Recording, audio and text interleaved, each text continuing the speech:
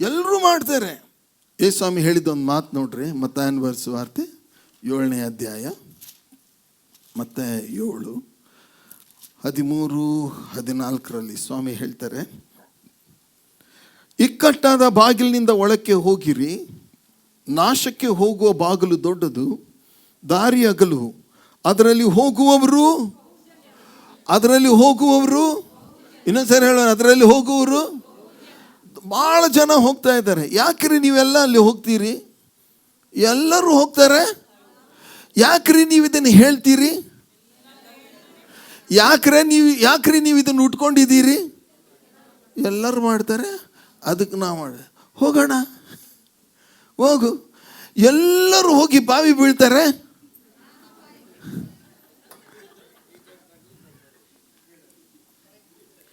ನಾನು ನಮ್ಮ ಊರಲ್ಲಿ, ನಮ್ಮ ಧಾರವಾಡದಲ್ಲಿ ಹೆಂಗಿದೆ ಅಂದರೆ, ನಮ್ಮ ಮನೆ ಸುತ್ತು ಕಡೆ ಹೆಚ್ಚು ಕಡಿಮೆ 200-300 ಕ್ರಿಶ್ಚಿಯನ್ ಕುಟುಂಬ ಇದೆ. ಅವರೆಲ್ಲ ಜನ ಏನು ಮಾಡ್ತಾರೋ ಹೆಚ್ಚಾದವರೆಲ್ಲ ಅದನ್ನೇ ಮಾಡ್ತಾಯಿದ್ರು. ನಾನು ಯೇಸುಸ್ವಾಮಿನ ಅಂಗೀಕಾರ ಮಾಡಿದ ಮೇಲೆ ಯಾರೂ ನನ್ನನ್ನು ಮಾತಾಡ್ಸೋಕ್ಕೆ ತಯಾರಿಲ್ಲ. ಯಾಕಂತ ಹೇಳಿದ್ರೆ ಅವ್ರು ಹೋಗೋದು ಈ ದಿಕ್ಕು, ನಾನು ಹೋಗೋದು ಈ ದಿಕ್ಕು. ಅವರೆಲ್ಲ ಹೇಳೋದು ನೀನೊಬ್ಬ ಸ್ಪೆಷಲ್ಲ, ನೀನು ಯಾಕೆ ನಾವು ಮಾಡ್ದಂಗೆ ಮಾಡಲ್ಲ. ನಾನು ಹೇಳಿದೆ, ಇವ್ರು ಹೇಳಿಲ್ಲ, ಅದಕ್ಕೆ ನಾನು ಮಾಡಲ್ಲ. ಹಲ್ಲೆಲೂಯಾ. ಎಲ್ಲ ನೀನೊಬ್ಬ ಸ್ಪೆಷಲ್ಲ, ಎಲ್ಲರೂ ಏನು ಮಾಡ್ತಾರೆ ಅದನ್ನು ನೀನು ಮಾಡಬೇಕಾ? ಅವ್ರಿಗೇನು ಬುದ್ಧಿ ಇಲ್ವಾ? ಆಯ್ತೋ ಇಲ್ಲೋ ನನಗೆ ಗೊತ್ತಿಲ್ಲ, ನಾನು ಮಾತ್ರ ಕೇಳೋದು ಇವ್ರು ಹೇಳಿದ್ದು ಮಾತ್ರ. ಹಲ್ಲೆಲೂಯಾ. ನಾನು ಹೋಗಿ ನೀರಿನ ದೀಕ್ಷಾಸ್ನಾನ ತಗೊಂಡು, ಎಲ್ಲರೂ ತೊಗೊಂಡವ್ರಾ? ನೀನು ಯಾಕೆ ನೀರಿನ ದೀಕ್ಷಾಸ್ನಾನ ತೊಗೊಳ್ತೀವಿ? ಎಲ್ಲರೂ ತೊಗೊಂಡಿದ್ದಾರ? ಅವ್ರು ತೊಗೊಂಡಾರೋ ಬಿಟ್ಟಾರೋ ನನಗೆ ಗೊತ್ತಿಲ್ಲ. ಸ್ವಾಮಿ ಹೇಳೋರು ನೀರಿನ ದೀಕ್ಷಾಸ್ನಾನ ತೊಗೊಳ್ಳಿಕ್ಕೆ ನಾನು ತೊಗೊಳ್ತೀನಿ. ಹಲ್ಲೆಲೂಯಾ. ಪ್ರಿಯರೇ, ನಮಗೇನಾದರೂ ಆದರೆ ಅವರೆಲ್ಲ ಇದ್ದಾರಲ್ಲ, ಅವ್ರು ಬಂದುಬಿಡ್ತಾರ ನಮಗೆ ಸಹಾಯ ಮಾಡೋಕ್ಕೆ. ಇಕ್ಕಟ್ಟಿನಲ್ಲಿ ಯೆಹೋವನು ಕರ್ತನು ವಿಶೇಷ ಸಹಾಯಕನು. ಇಕ್ಕಟ್ಟಿನಲ್ಲಿ ಇವ್ರನ್ನೆಲ್ಲ ಹೋಗ್ತಾರೆ ಅಂತೇಳಿ ನೀವು ಹೋದ್ರಲ್ಲ, ಅವರು ವಿಶೇಷ ಸಹಾಯಕರಂತಿದೆಯಾ ಬೈಬಲ್ನಲ್ಲಿ? ಯಾರೂ ಬರಲ್ಲ ರೀ. ತಪ್ಪು ಕಲ್ಪನೆ ಏನಂತ ಹೇಳಿದ್ರೆ, ಅವ್ರು ಮಾಡಿದ್ದು ನಾನು ಮಾಡಿದರೆ ನನಗೆಲ್ಲ ಚೆನ್ನಾಗಿರ್ತದೆ. ಅದಕ್ಕೆ ನಾನು ಒಂದು ಕತೆ ಹಿಂದಕ್ಕೆ ಹೇಳಿದ್ದೀನಿ. ನಮ್ಮ ದೇಶದಲ್ಲಿ ಒಂದು ಸಮುದಾಯದವರಿದ್ದಾರೆ, ಒಂದು ಸಮುದಾಯದವರು. ಅವ್ರ ವಿಷಯದಲ್ಲಿ ಎಲ್ಲರೂ ತಮಾಷೆ ಮಾಡ್ತಾರೆ. ಅದಕ್ಕೆ ಒಬ್ಬನಿಗೆ ಭಾಳ ಕೋಪ ಬಂತು. ನಮ್ಮ ವಿಷಯದಲ್ಲಿ ಇಷ್ಟು ತಮಾಷೆ ಮಾಡ್ತೀರಾ ಅಂಥೇಳಿ ನಿಮಗೆಲ್ಲ ಪಾಠ ಕಲಿಸ್ತೀನಿ ಅಂಥೇಳಿ ಮಾರ್ಕೆಟಲ್ಲಿ ಹೋಗಿ ಏನೋ ನೋಡ್ಕೊಂಡು ನಿಂತ್ಬಿಟ್ಟ.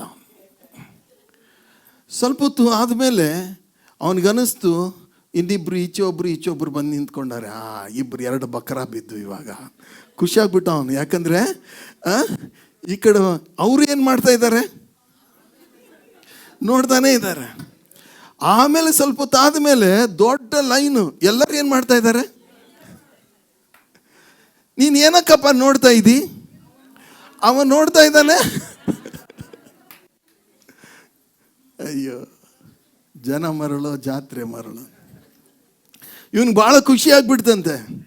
ಎಲ್ಲ ಬಕ್ರಾಗಳು ಬಿದ್ದು ನೋಡು, ನಮಗೆಲ್ಲ ತಮಾಷೆ ಮಾಡ್ತಾ ಅಂತೇಳಿ ಹಿಂದೆ ನೋಡಿದ್ರೆ ನಿಂತವರೆಲ್ಲ ಅವನ ಸಮುದಾಯದವ್ರೆ. ಓಕೆ ಪ್ರಿಯರೇ, ಇನ್ನೊಂದು ನಾನು ಹಗಲೆಲ್ಲ ಹೇಳ್ತಾ ಇರೋದು ಯಾವಾಗಂದರೆ, ಕುರುಬ ಕುರಿಗಳನ್ನು ಒಳಗೆ ಬಿಡ್ತಾ ಇರ್ತಾನೆ. ಮೊದಲೇ ಕುರಿ ಹೋಗುತ್ತೆ, 2ನೇ ಕುರಿ ಹೋಗುತ್ತೆ, 3ನೇದು 4ನೇದು ಹೋಗಬೇಕಾದ್ರೆ ಕೋಲ್ ಅಡ್ಡ ಹಿಡಿತಾನೆ. ಆ ಕುರಿ ಜಂಪ್ ಮಾಡುತ್ತೆ, ನೆಕ್ಸ್ಟ್ ಕುರಿ ಜಂಪ್ ಮಾಡುತ್ತೆ, ಆಮೇಲೆ ಕೋಲ್ ತೆಗಿತಾನೆ. ಆದರೂ ಸಹ ಎಲ್ಲ ಕುರಿಗಳು ಏನು ಮಾಡ್ತಾಯಿದ್ದೆ? ಆ ಜಾತಿ ಅವ್ರು. ನಾವು ಯಾಕೆ ಜಂಪ್ ಮಾಡ್ತೀರಿ? ಯಾಕೆ ಜಂಪ್ ಮಾಡ್ತೀರಿ? ಅದು ಜಂಪ್ ಮಾಡ್ತಲ್ಲ, ಅದಕ್ಕೆ ನಾನು ಹೇಳ್ರಿ, ತಪ್ಪು ಗ್ರಹಿಕೆ. ಅವ್ರು ಮಾಡ್ತಾರಂತ ನಾನು ಮಾಡೋದು ಏನು? ಮೆಜಾರಿಟಿ ಎಲ್ಲರೂ ಅದನ್ನೇ ಮಾಡ್ತಾರೆ, ಅದಕ್ಕೆ ನಾನು ಅದನ್ನೇ ಮಾಡ್ತೀನಿ. ಹೇಳ್ರಿ, ತಪ್ಪು ಗ್ರಹಿಕೆ. ಓಕೆ ಪ್ರಿಯ ಸಹೋದರ ಸಹೋದರಿ, ನಿಜವಾದ ಸಂಗತಿ ತಿಳ್ಕೊಳ್ಬೇಕಂದ್ರೆ ಸತ್ಯಕ್ಕೆ ಬರೋಣ. ಯೋಹಾನ 8:32 ಹೇಳ್ತದೆ, ನೀವು ಸತ್ಯವನ್ನು ತಿಳ್ಕೊಳ್ಳುವಿರಿ, ಸತ್ಯವು ನಿಮ್ಮನ್ನು ಬಿಡುಗಡೆ ಮಾಡೋದು. How beautiful, how wonderful. ಆದ್ದರಿಂದ ಪ್ರಿಯ ಸಹೋದರ ಸಹೋದರಿ, ಯೇಸು ಸ್ವಾಮಿ ನಮಗೆ ಸತ್ಯ, ಯೇಸುನೇ ಸತ್ಯ ಅಂತ ಹೇಳಿದ್ದಾರೆ. ಜನ ಏನಾದರೂ ಅಂದ್ಕೊಳ್ಳಿ, ಜನ ನಮ್ಗೆ ಅಂದ್ಕೊಳ್ತಾರೆ, ಆಡ್ಕೊಳ್ತಾರೆ, ಬೈತಾರೆ. ಪ್ರಿಯರೇ, ನಾನು ಈ ಸತ್ಯವನ್ನು ಹಿಡ್ಕೊಂಡಾಗ ನಮ್ಮ ಮನೆಯವರು ನನಗೆ ಬೈದರು, ನಮ್ಮ ಓಣಿಯವರು ಬೈದರು, ನಮ್ಮ ಚರ್ಚ್ನವರು ಬೈದರು, ಎಲ್ಲರೂ ಒಬ್ಬ ಬುದ್ಧಿ ಇಲ್ಲ, ಒಬ್ಬ ಫಾಲ್ತು, ಇವನ್ ಕೆಲಸ ಅಲ್ಲ ಎಲ್ಲ ಅಂದ್ಕೊಂಡ್ರು. ಇವಾಗ ಅನ್ಲಿ? ಇವಾಗ ಯಾರಾದರೂ ಅಂತಾರ? ಇವಾಗ ಯಾರೂ ಅನ್ನಲ್ಲ. ಯಾಕಂದರೆ ನೀವು ಕ್ರಿಸ್ತನ ಬಳಿಗೆ ಬಂದರೆ ನಿಮಗೆ ಆಶಾಭಂಗ ಆಗುವುದಿಲ್ಲ. ಆತನ ಮೊರೆ ಹೊಕ್ಕವರಿಗೆ ಆಶಾಭಂಗ, ಆತನನ್ನು ದೃಷ್ಟಿಸಿದವರಿಗೆ ಅವ್ರ ಪ್ರಕಾಶವನ್ನು ಮುಖವು ಲಜ್ಜೆಯಿಂದ ಕೆಡುವುದಿಲ್ಲ. ಈ ಮಾತುಗಳನ್ನು ಯೇಸು ಸ್ವಾಮಿ ಹೇಳಿದ್ದಾರೆ, ಅವನ್ನ ನಾವು ಗಟ್ಟಿಯಾಗಿ ಹಿಡ್ಕೊಳ್ಳೋಣ. ಇನ್ನು ಕೆಲವ್ರು ಏನು ಹೇಳ್ತಾರೆ ಅಂದರೆ, ಇನ್ನೊಂದು ತಪ್ಪು ಗ್ರಹಿಕೆ ನಮ್ದೇನೆಂದರೆ, ಯಾಕೆ ಇದನ್ನು ಮಾಡ್ತೀರಿ ಅಂದರೆ ಅವ್ರು ಏನು ಹೇಳ್ತಾರೆ, ನಮ್ಮ ಮುತ್ತಾತರಿಂದ ಬಂದದ್ದು. ಎಲ್ಲಿಂದ? ಈ ತಾತ ಮುತ್ತಾತರು ಇದ್ದಾರಲ್ಲ, ಅವ್ರು ಮಾಡಿದ್ದೆಲ್ಲ 100ಕ್ಕೆ 100 ಸರಿನಾ? ಇಲ್ಲ ಪ್ರಿಯರೇ, 100ಕ್ಕೆ 100 ಅವ್ರು ಮಾಡಿದ್ದು ಯಾವುದು ಸರಿ ಇಲ್ಲ. ಎಷ್ಟೊಂದು ತಪ್ಪುಗಳಿವೆ. ಆ ತಪ್ಪುಗಳಿದೆ ಅಂತ ಈಗಿನ ವಿಜ್ಞಾನ ಯುಗದಲ್ಲಿ ಎಲ್ಲರೂ ಹೇಳ್ತಾರೆ, ಅವ್ರು ಮಾಡ್ದಂಗೆ ನೀವು ಮಾಡಬೇಡ್ರಿ, ಅದನ್ನು ಏನು ಮಾಡಿದ್ದಾರೆ, ಅವರು ತಪ್ಪು ಮಾಡಿದ್ದಾರೆ ಅಂತ ಹೇಳ್ತಾರೆ. ಆದರೆ ನಮ್ಮ ಗ್ರಹಿಕೆ ಏನಂತ ಹೇಳಿದ್ರೆ, ಆದಿ ಕಾಲದಿಂದ ಬಂದದ್ರಿಂದ ಇದೇನಾಗಿರ್ಬೋದು, ಸರಿನೇ ಇರ್ಬೋದು. ನಮ್ಮ ತಾತ ಮುತ್ತಾತರು ಮಾಡಿದ್ರಿಂದ ಇದೇನಾಗಿರ್ಬೋದು, ಸರಿನೇ ಇರ್ಬೋದು. ಪ್ರಿಯರೇ, ನಾನು ನಿಮಗೆ ಹೇಳೋದೇನೆಂದರೆ, ದೇವ್ರ ವಾಕ್ಯ ಹೇಳ್ತಿದೆ, ನಿನ್ನ ವಾಕ್ಯವು ನನ್ನ ಕಾಲಿಗೆ ದೀಪವು, ದಾರಿಗೆ ಬೆಳಕು ಆಗಿದೆ. ಮುತ್ತಾತರು ಏನಾದರೂ ಮಾಡಿರ್ಬೋದು. ಓಕೆ, ಆದಿ ಕಾಲದಿಂದ ಏನಾದರೂ ಒಂದು ಸಂಸ್ಕೃತಿ ಆಗಲಿ, ಅವರ ಪದ್ಧತಿಗಳಾಗಲಿ, ಅವರ ನಂಬಿಕೆಗಳಾಗಲಿ, ಅವರ ಆಚರಣೆಗಳಾಗಲಿ ಬಂದಿರಬಹುದು. ಆದರೆ ಅವೆಲ್ಲವನ್ನು ಬಿಟ್ಟು ಇದನ್ನು ನಾವು ಫಾಲೋ ಮಾಡೋಣ, ಇದನ್ನು ಹಿಂಬಾಲಿಸುವವನಿಗೆ ಆಶಾಭಂಗ ಆಗುವುದೇ ಇಲ್ಲ. ಎಲ್ಲರೂ ಹೇಳೋಣ, ನಿನ್ನ ವಾಕ್ಯವು ನನ್ನ ಕಾಲಿಗೆ ದೀಪವು, ದಾರಿಗೆ ಬೆಳಕು ಆಗಿದೆ. ಸೊ ನಮ್ಮ ತಪ್ಪು ಗ್ರಹಿಕೆಗಳನ್ನು ಇವತ್ತು ತಲೆಯಿಂದ ತೆಗೆದುಹಾಕ್ಬಿಡೋಣ. ಇನ್ನೊಂದು ತಪ್ಪು ಗ್ರಹಿಕೆ, ಎಲ್ಲ ಯೌವನಸ್ಥರು ಕೇಳಬೇಕು, ಬಿಳಿ ಹುಡುಗಿ ಇದ್ದರೆ ಮಾಡ್ಕೊಳ್ಳೋ ಹುಡುಗಿ ಹೆಂಗಿರಬೇಕು, ಚಂದ ಇರಬೇಕು, ಬಿಳಿ ಇರಬೇಕು. ಸರಿ ಗ್ರಹಿಕೆನಾ ತಪ್ಪು ಗ್ರಹಿಕೆ? ಅಂದರೆ ಎಲ್ಲ ಬಿಳಿ ಹುಡುಗಿಯರು ಅಥವಾ ಎಲ್ಲ ಸುಂದರಿಯಾದಂಥ ಹುಡುಗಿಯರು ಅವರು ಕೆಟ್ಟವರು ಅಂತ ನಾನು ಹೇಳ್ತಾ ಇಲ್ಲ. ಆದರೆ ನಮ್ಮ ಗ್ರಹಿಕೆ ಏನಂದರೆ, ಮಾಡ್ಕೊಳ್ಳೋ ಹುಡುಗಿ ಹೇಗಿರಬೇಕು, ಬೆಳ್ಳಗಿರಬೇಕು ಮತ್ತು ಚಂದ ಇರಬೇಕು. ನಮ್ಮ ಕಡೆ ಒಂದು ಹೇಳ್ತಾರೆ, ಚಂದ ನೋಡಿ ಮಾಡಿಕೊಂಡ್ರು, ಚಾಳಿ ನೋಡಿ ಬಿಟ್ಟರು.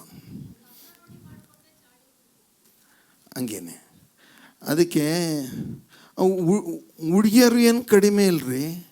ಹುಡುಗಿಯರು ಏನು ಹೇಳ್ತಾರೆ ಅಂದರೆ, ಮಾಡ್ಕೊಳ್ಳೋ ಹುಡುಗ ಹೆಂಗನೇ ಇರಲಿ, ಸಂಬಳ ದೊಡ್ಡದಿರಬೇಕು. ಸರಿ ಗ್ರಹಿಕೆನಾ ತಪ್ಪು ಗ್ರಹಿಕೆನಾ? ತಪ್ಪು ತಾನೇ. ನಮ್ಮ ಅಂಕಲ್ ಒಬ್ಬರು, he was really very handsome, very good looking, very prayerful person. ಅವ್ರ ಮದುವೆ ಆಗೋ ಟೈಮಲ್ಲಿ ಎಲ್ಲರೂ ಒಂಥರ ಮುಖ ಸೆಂಡ್ರಿಸ್ತಾ ಇದ್ರು. ಯಾಕಂದರೆ ಆ ಮದುವೆ ಆಗಿರೋ ಇವ್ರು ನೋಡಿದ್ರೆ ಬಿಳಿ ಬಿಳಿ ಬಿಳಿ ಬಿಳಿ ಇದ್ದಾನೆ, ಆ ಅಮ್ಮ ನೋಡಿದ್ರೆ ಕಪ್ಪು ಕಪ್ಪು ಕಪ್ಪು. ಓಕೆ, ನೋಡೋಕೆ ಒಂದು ಚಂದನೂ ಇಲ್ಲ, ಕಪ್ಪು ಬೇರೆ. ಆದರೆ ಪ್ರಿಯರೇ, ಇಡೀ ಮನೆಯನ್ನು ಕಟ್ಟೋ ಹೆಂಗಸು, ಎಲ್ರಿಗೂ ಪ್ರೀತಿ, ಎಲ್ಲರಿಗೂ ಆಂಟಿ ಅಂದರೆ ತುಂಬ ಪ್ರೀತಿ. ನೋಡೋಕೆ ಚಂದಿಲ್ಲ, ಆದರೆ ಎಲ್ಲರೂ ಅವಳೇ ಬೇಕು ಅಂತಾರೆ. ಯಾಕಂತ ಹೇಳಿದ್ರೆ ಒಳಗಿರೋ ಬ್ಯೂಟಿನೇ ಬೇರೆ. ಅದೇ ಇವತ್ತು ಹೆಂಗಸರು ಚಪ್ಪಾಳೆ ತಟ್ಟಿದ ಅಂದರೆ ದೇವ್ರು ಮಾತಾಡ್ತಾ ಇದ್ದಾರೆ. ಆಮೆನ್. ಓಕೆ, ಜ್ಞಾನೋಕ್ತಿ 30:30 ಜ್ಞಾನೋಕ್ತಿ 31:37, ಸೌಂದರ್ಯವು ನೆಚ್ಚತಕ್ಕದ್ದಲ್ಲ, ಲಾವಣ್ಯವು ನೆಲೆಯಲ್ಲ. ಸೌಂದರ್ಯವು ನೆಚ್ಚತಕ್ಕದಲ್ಲ, ಲಾವಣ್ಯವು ನೆಲೆಯಲ್ಲ, ಯೆಹೋವನಲ್ಲಿ ಭಯಭಕ್ತಿ ಉಳ್ಳವಳೇ ಸ್ತೋತ್ರ ಪಾತ್ರ. ಅವರು ಹೇಳಿದ್ದಾರೆ. ಹಲ್ಲೆಲೂಯ. ಎಲ್ಲರೂ ಹೇಳೋಣ, ನಿನ್ನ ವಾಕ್ಯವು ನನ್ನ ಕಾಲಿಗೆ ದೀಪವು, ದಾರಿಗೆ ಬೆಳಕು ಆಗಿದೆ. ಪ್ರಿಯರೇ, ಎಷ್ಟು ಜನ ಏನಂದರೆ, ಹೆಂಗಾದ್ರೆ ನಮಗೆ ಮಾಡ್ಕೊಳ್ಳೋ ಹುಡುಗಿ ಬಿಳಿ ಇರಬೇಕು, ಸುಂದರವಾಗಿರಬೇಕು. ದೇವ್ರಿಗೆ ಕೇಳೋಣ. ಓಕೆ, ನಾನು ಕೇಳೋದು, ಈ ಸುಂದರಿಯಾದಂಥ ಹುಡುಗಿ ಇರ್ತಾಳಲ್ಲ, ಅವಳು ಒಂದು 6 ತಿಂಗಳಾದ ಮೇಲೆ ಅವಳು ನನಗೆ ನೀನು ಬೇಡ ಅಂತ ಹೋಗ್ಬಿಟ್ರೆ ಅವಾಗೇನು ಮಾಡ್ತೀಯಾ? ಅಥವಾ ಇವನಿಗೆ ತುಂಬ ದೊಡ್ಡ ಸಂಬಳ ಇದೆ ಅಂತೇಳಿ ನೀನು ಮದುವೆ ಆದಿ 6 ತಿಂಗಳಾದಮೇಲೆ ಅವ್ನ ಜಾಬ್ ಹೋಗ್ಬಿಟ್ರೆ ಏನು ಮಾಡ್ತೀಯಾ? ಅವನ ಕೆಲಸನೇ ಹೋಗ್ಬಿಟ್ರೆ ಏನು ಮಾಡ್ತೀಯಾ? ಸೌಂದರ್ಯ ಏನಂತ ಹೇಳ್ತದೆ ಇಲ್ಲಿ? ಸೌಂದರ್ಯವು ನೆಚ್ಚತಕ್ಕದ್ದು ಅಲ್ಲ. ಸೌಂದರ್ಯ ಯಾವಾಗಾದರೂ ಹೋಗ್ಬೋದು. ಉದಾಹರಣೆಗಾಗಿ ಒಬ್ಬ ಹೆಂಗಸು ತುಂಬ ಚಂದ ಇದ್ದಾಳೆ, 6 ತಿಂಗಳಾದಮೇಲೆ ತುಂಬ ರೋಗಕ್ಕೆ ಒಳಗಾದರೆ ಏನು ಮಾಡ್ತೀಯ? ಇರೋ ಸೌಂದರ್ಯ ಎಲ್ಲ ಹೋದರೆ ಏನು ಮಾಡ್ತೀಯ? ಪ್ರಿಯರೇ,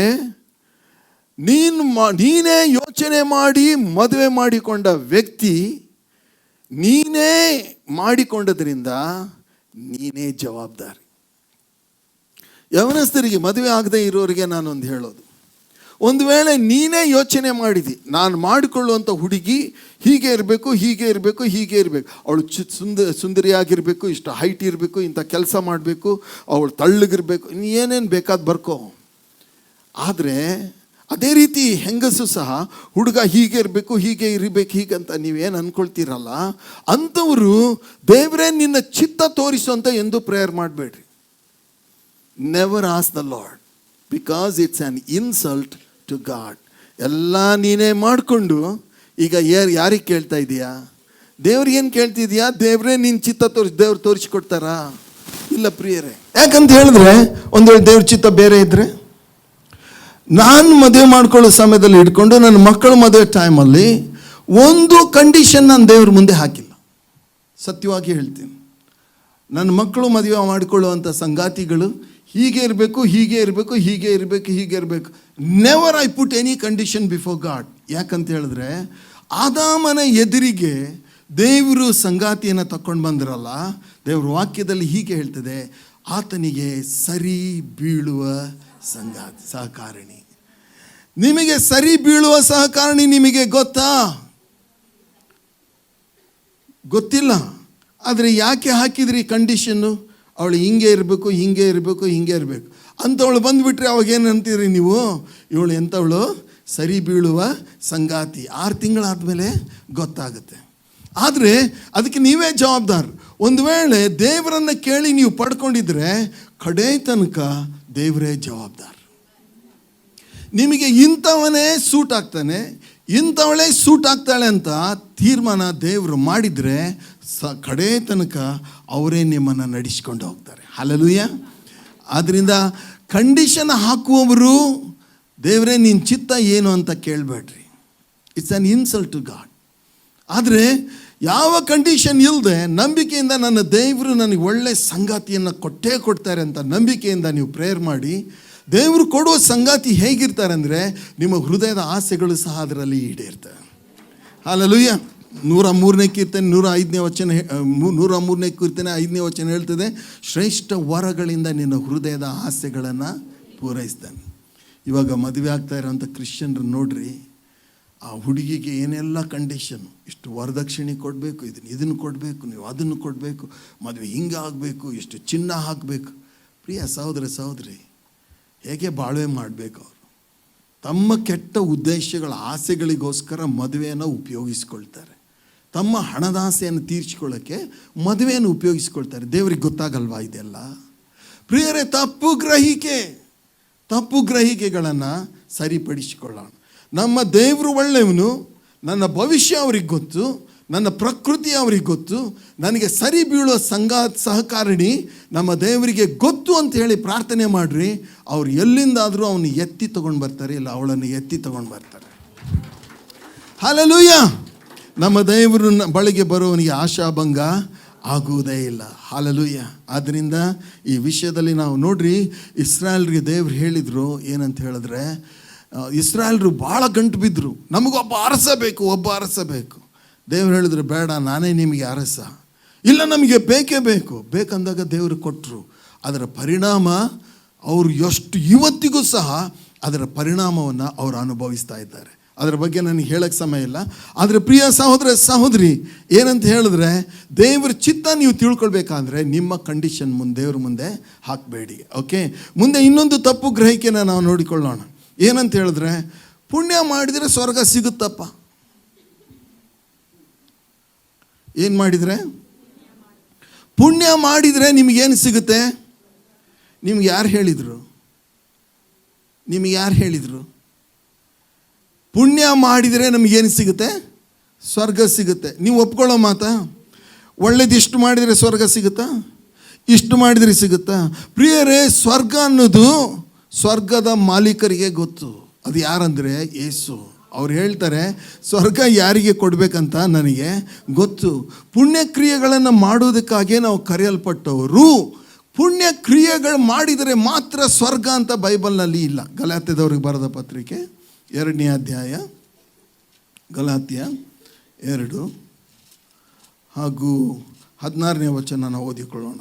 ಗಲಾತ್ಯ 2:16ನೇ ವಚನ ಹೀಗೆ ಹೇಳ್ತದೆ, ಆದರೂ ಯಾವನಾದರೂ ಯೇಸು ಕ್ರಿಸ್ತನ ಮೇಲಿನ ನಂಬಿಕೆಯಿಂದಲೇ ಹೊರತು ನೇಮನಿಷ್ಠೆಗಳನ್ನು ಅನುಸರಿಸಿ ನೀತಿವಂತನೆಂದು ನಿರ್ಣಯಿಸಲ್ಪಡುವುದಿಲ್ಲವೆಂಬುದು ನಮಗೆ ತಿಳಿದಿರುವುದರಿಂದ ನಾವು ಸಹ ನೇಮನಿಷ್ಠೆಗಳನ್ನು ಬಿಟ್ಟು ಕ್ರಿಸ್ತನ ಮೇಲಣ ನಂಬಿಕೆಯಿಂದಲೇ ನೀತಿವಂತರೆಂದು ನಿರ್ಣಯಿಸಲ್ಪಡುವುದಕ್ಕಾಗಿ ಕ್ರಿಸ್ತ ಯೇಸುವಿನಲ್ಲಿ ನಂಬಿಕೆ ಇಟ್ಟೆವು. ಪ್ರಿಯರೇ, ಒಳ್ಳೆ ಕಾರ್ಯ ಕರ್ಮ ಜೀವನದಿಂದ ನಮಗೆ ಪುಣ್ಯ ಅಥವಾ ಸ್ವರ್ಗ ಸಿಕ್ಕುವುದಿಲ್ಲ.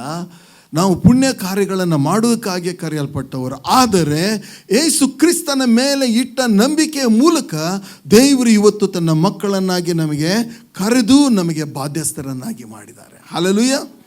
ಆದ್ದರಿಂದ ಪ್ರಿಯರೇ, ಯಾರಾದರೂ ಹೇಳ್ಬೋದು, ಏನ್ರಿ ಅವ್ರು ಒಳ್ಳೆ ಕಾರ್ಯ ಮಾಡಿದ್ದಾರೆ, ಅವರು ಸ್ವರ್ಗಕ್ಕೆ ಹೋದ್ರು. ಇನ್ನು ಕೆಲವ್ರು ಏನು ಹೇಳ್ತಾರಂದರೆ, ಸತ್ತ ಮೇಲೆ ಎಲ್ಲಿ ಹೋಗ್ತೀರಪ್ಪ ಅಂತ ಕೇಳಿದ್ರೆ ಎಲ್ಲರೂ ಎಲ್ಲಿ ಹೋಗ್ತಾರೋ ಅಲ್ಲೇ ನಾವು ಹೋಗ್ತೀವಿ. ಪ್ರಿಯರೇ, ದೇವರು ನಮಗೆ ಬುದ್ಧಿ ಕೊಟ್ಟಿದ್ದಾರೆ. ಇವಾಗಲೇ ಯೋಚನೆ ಮಾಡೋಣ. ದೇವರು ಧರ್ಮಶಾಸ್ತ್ರಗಳನ್ನು ತೆರೆದು ನೋಡೋಣ. ಸ್ವರ್ಗ ಅನ್ನೋದು ಇದೆಯಾ? ನರಕ ಅನ್ನೋದು ಇದೆಯಾ? ಅದು ಯಾರಿಗೆ ಸಿಗ್ತದೆ? ಯಾವಾಗ ಸಿಗ್ತದೆ?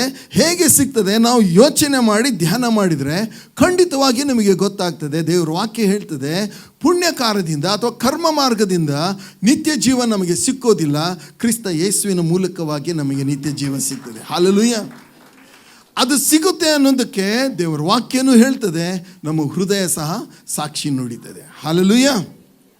ಓಕೆ, ದೇವರ ನಾಮಕ್ಕೆ ಸ್ತೋತ್ರ. ಆದ್ದರಿಂದ ಪ್ರಿಯ ಸಹೋದರ ಸಹೋದರಿ, ಇನ್ನೊಂದು ತಪ್ಪು ಗ್ರಹಿಕೆ ಜನ ಹೇಳ್ತಾರೆ ಏನಂದರೆ, ಇನ್ನೊಂದು ಇಡೀ ನಮ್ಮ ದೇಶದಲ್ಲಿ ಎಲ್ಲ ಕಡೆ ಹೇಳ್ತಾರೆ, ಎಲ್ಲ ದೇವರು ಒಂದೇ. ಹೇಳ್ರಿ, ಎಲ್ಲ ದೇವರು ಒಂದೇ, ಎಲ್ಲ ಜಾತಿನೂ ಒಂದೇ. ಯಾರು ಹಿಂಗೆ ಹೇಳೋರು? ಎಲ್ಲ ದೇವರು ಒಂದೇ ಇದ್ದಿದ್ರೆ ಇಷ್ಟು ಜಗಳ ಯಾಕೆ ಆಗ್ತಾಯಿದ್ವು ನಮ್ಮ ದೇಶದಲ್ಲಿ? ಕೋಮುಗಲಭೆ ಯಾಕೆ ಆಗ್ತಾಯಿದ್ವು? ಇಷ್ಟು ಡಿವಿಷನ್ಗಳು, ಭೇದಗಳು, ವಿಭಜನೆಗಳು ಯಾಕೆ ಆಗ್ತಾಯಿದ್ವು? ಪ್ರಿಯ ಸಹೋದರ ಸಹೋದರಿ, ಎಲ್ಲ ದೇವರು ಒಂದೇ ಅಲ್ಲ. ಇವರು ದೇವರ ಬಗ್ಗೆ ಏನು ತಿಳ್ಕೊಂಡಿಲ್ವಲ್ಲ, ಅವರು ಹೇಳೋ ಮಾತಿದು ಇಲ್ಲ, ಜನರನ್ನು ಮೆಚ್ಚಿಸೋದಕ್ಕೆ ಹೇಳುವಂಥ ಮಾತು. ಪ್ರಿಯರೇ, ದೇವರನ್ನು ನಾವು ತಿಳ್ಕೊಳ್ಳೋಣ. ದೇವರು ಯಾರು? ಹುಡುಕಿರಿ. ದೇವರ ವಾಕ್ಯ ಹೇಳ್ತದೆ, ನನ್ನನ್ನು ಆತುರದಿಂದ ಹುಡುಕಿರಿ, ಆಗ ನಾನು ನಿಮಗೆ ಸಿಗ್ತೇನೆ ಅಂತ. ಓಕೆ, ಜನ ಏನಾದರೂ ಹೇಳಿ, ಇವತ್ತು ನಮ್ಮ ತಪ್ಪು ಗ್ರಹಿಕೆ ಏನಂತ ಹೇಳಿದ್ರೆ, ಎಲ್ಲ ಜಾತಿ ಒಂದೇ, ಎಲ್ಲ ದೇವರು ಒಂದೇ. ಪ್ರಿಯ ಸಹೋದರ ಸಹೋದರಿ, ನಮ್ಮ ದೇವರನ್ನು ನಾವು ತಿಳ್ಕೊಳ್ಳೋಣ. ನಮ್ಮ ದೇವರನ್ನು ತಿಳ್ಕೊಳ್ಬೇಕಾದ್ರೆ ಯಾವ ಮಾರ್ಗದಿಂದ ನಾವು ತಿಳ್ಕೊಳ್ಳೋಣ ಅಂತ ನೋಡಿದರೆ, ಅವರು ಕೊಟ್ಟ ವಾಕ್ಯದಿಂದ ಅವರನ್ನು ನಾವು ತಿಳ್ಕೊಳ್ತೇವೆ. ಆದ್ದರಿಂದ 119, 105 ಹೇಳ್ತದೆ, ನಿನ್ನ ವಾಕ್ಯವು ನನ್ನ ಕಾಲಿಗೆ ದೀಪವು, ನನ್ನ ದಾರಿಗೆ ಬೆಳಕು ಆಗಿದೆ. ಓಕೆ, ಇನ್ನೊಂದು ತಪ್ಪು ಕಲ್ಪನೆ ಏನಂತ ಹೇಳಿದ್ರೆ, ತಂದೆ ತಾಯಿಗಳೇ ದೇವರು, ತಾಯಿಯೇ ದೇವರು, ತಂದೆಯೇ ದೇವರು. ಸರಿನಾ ತಪ್ಪ? ಸ್ವಲ್ಪ ಗಟ್ಟಿಯಾಗಿ ಹೇಳ್ರಿ. ಪ್ರಿಯರೇ, ತಂದೆ ತಾಯಿಗಳು ಮನುಷ್ಯರು. ಓಕೆ, ವಿಮೋಚನ ಕಾಂಡ 20ನೇ ಅಧ್ಯಾಯ ಹಾಗೂ ಅದರ 12ನೇ ವಚನ.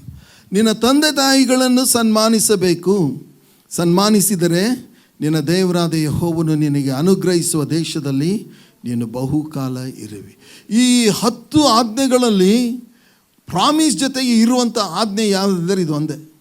ಇದಕ್ಕೊಂದೇ ಮಾತ್ರ ಪ್ರಾಮಿಸ್ ಇದೆ ನೋಡ್ರಿ. ಏನಂತ ಹೇಳಿದ್ರೆ, ನಿನ್ನ ತಂದೆ ತಾಯಿಗಳನ್ನ ನೀನು ಸನ್ಮಾನಿಸಬೇಕು, ಸನ್ಮಾನಿಸಿದರೆ ನಿನ್ನ ದೇವರಾದ ಯೆಹೋವನು ನಿನಗೆ ಅನುಗ್ರಹಿಸಿದ ದೇಶದಲ್ಲಿ ಬಹುಕಾಲ ಇರುವಿ. ಅನೇಕರು ಪಟ್ಟಂತ ಈ ಲೋಕ ಬಿಡೋದಕ್ಕೆ ಕಾರಣ ಏನಂದರೆ, ತಂದೆ ತಾಯಿಗಳನ್ನ ಸನ್ಮಾನಿಸದೇ ಇರೋದು. ತಂದೆ ತಾಯಿಗಳ ಕೇರೇ ಇಲ್ಲ. ಪ್ರಿಯರೇ, ತಂದೆ ತಾಯಿಗಳಿಗೆ ಸನ್ಮಾನಿಸಬೇಕು, ಸಹಾಯಿಸಬೇಕು, ಮರ್ಯಾದೆ ಕೊಡಬೇಕು. ಆದರೆ ಅವರು ದೇವರು ಅಲ್ಲ. ನೋಡ್ರಿ, ಒಬ್ಬ ತಂದೆ, ಅವ್ರ ಬಗ್ಗೆ ನಾನು ಕೇಳಿದ ಅಂಥ ಎಷ್ಟೊಂದು ತಂದೆಗಳಿದೆ, ಸ್ವಂತ ಮಗಳನ್ನೇ ಹಾಳು ಮಾಡಿದ. ಇವನಿಗೆ ದೇವ್ರು ಅಂತೀರಾ? ಇನ್ನೊಂದು ಕಡೆ ನಾನು ಓದಿದೆ, ಹೆಣ್ಮಗು, ಅದು ಹುಟ್ಟಿದ್ದು ಹೆಣ್ಮಗು ಅಂಥೇಳಿ ಪ್ರೆಷರ್ ಕುಕ್ಕರಲ್ಲಿ ಹಾಕಿ ಸಾಯಿಸಿದ. ಇವನಿಗೆ ದೇವ್ರು ಅಂತೀರಾ? ಕುಡಿದು ಬಂದು ಮನೆಯಲ್ಲಿ ಹೆಂಡತಿಯನ್ನು ಹೊಡಿತಾನೆ, ದನ ಬಡ್ದಂಗೆ ಬಡಿತಾನೆ, ಇವನಿಗೆ ದೇವ್ರು ಅಂತ ಹೇಳ್ತೀರಾ? ದೇವ್ರ ಸ್ಥಾನ ಯಾರ್ಯಾರಿಗೂ ನಾವು ಕೊಡಬಾರ್ದು. ದೇವರೇ. ಹಲ್ಲೆಲೂಯ. ದೇವರು ಪರಿಶುದ್ಧನು, ದೇವರು ಸೃಷ್ಟಿಕರ್ತನು, ಎಲ್ಲವನ್ನೂ ಬಲ್ಲ ಅಂತ. ಅವನಲ್ಲಿ ಯಾವ ದೋಷನೂ ಇಲ್ಲ. ಆತನು ಪ್ರೀತಿ ಪೂರ್ಣನು.